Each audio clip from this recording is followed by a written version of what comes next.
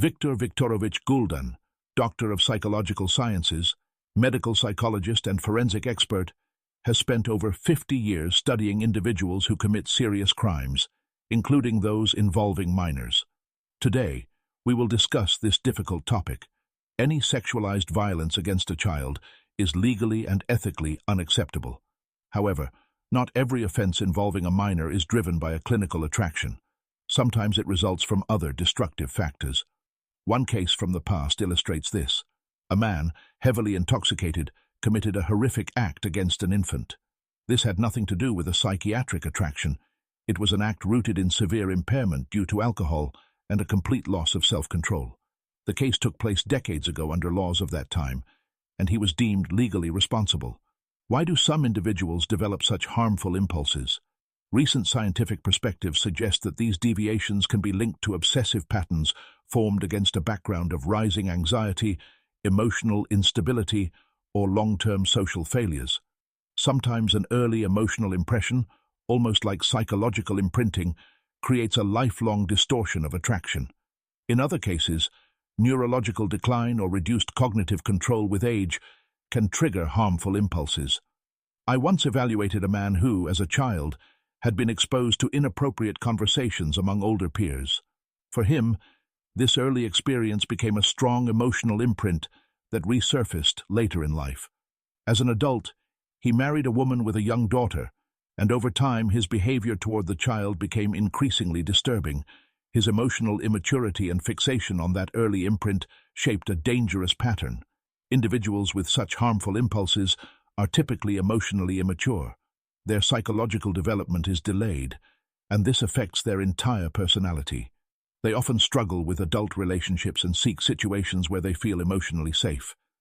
Some choose professions or lifestyles that allow them frequent contact with vulnerable individuals, not out of conscious planning, but because of their underlying emotional needs.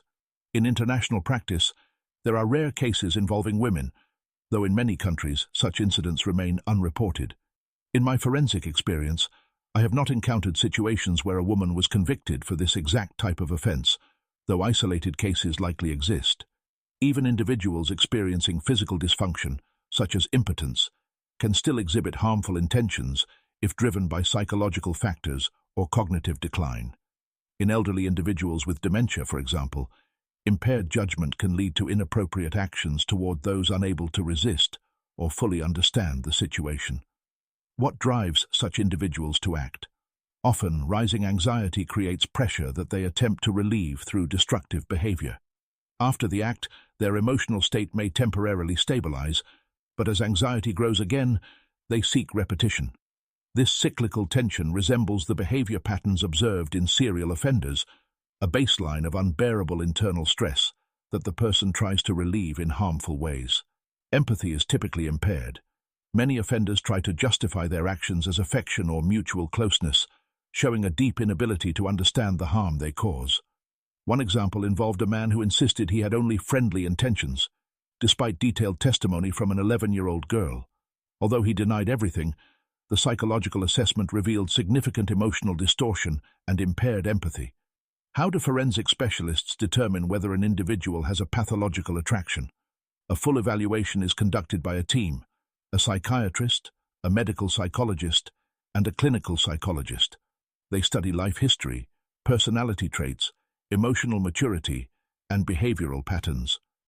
Decades ago, diagnostic tools included physiological reaction tests to images of adults and minors. Today's methods rely on advanced psychological assessments and structured interviews. As for the victims, experts must determine whether the child can accurately understand, remember, and convey events. They assess memory, suggestibility, imagination, and comprehension. However, modern legal standards state that children under 12 are considered unable to give informed consent by definition. Therefore, the question of whether a young child understood the nature of the actions is no longer evaluated. Many harmful acts occur within the family.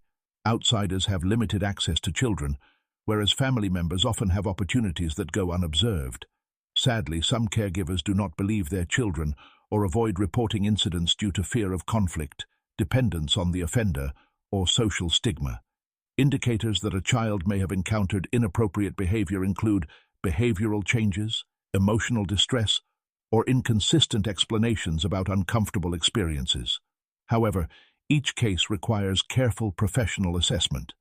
In theory, individuals convicted of these crimes should receive psychological or medical intervention. Treatment may include psychotherapy or hormonal therapy, though its effects last only while medication continues. In practice, comprehensive rehabilitation rarely occurs.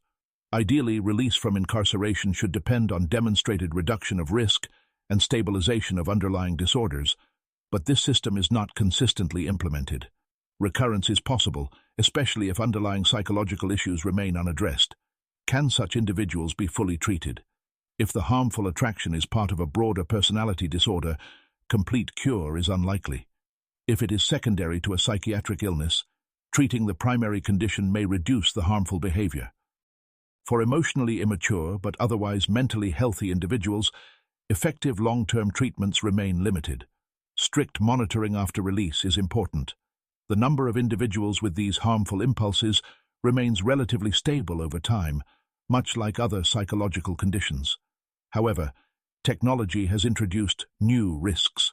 Online communication allows offenders of all ages and professions to contact minors, send explicit images, or request inappropriate photos. Many such interactions occur in secret, sometimes even for financial exchange. These online cases are increasingly common. What should someone do if they feel dangerous impulses but do not want to hurt anyone? They should seek confidential help from a qualified clinical psychologist or psychotherapist in private practice. Many avoid public mental health clinics due to fear of stigma or concerns about official records. Reducing stigma and improving access to confidential psychological help is essential. When people can safely seek treatment, the number of harmful incidents can decrease,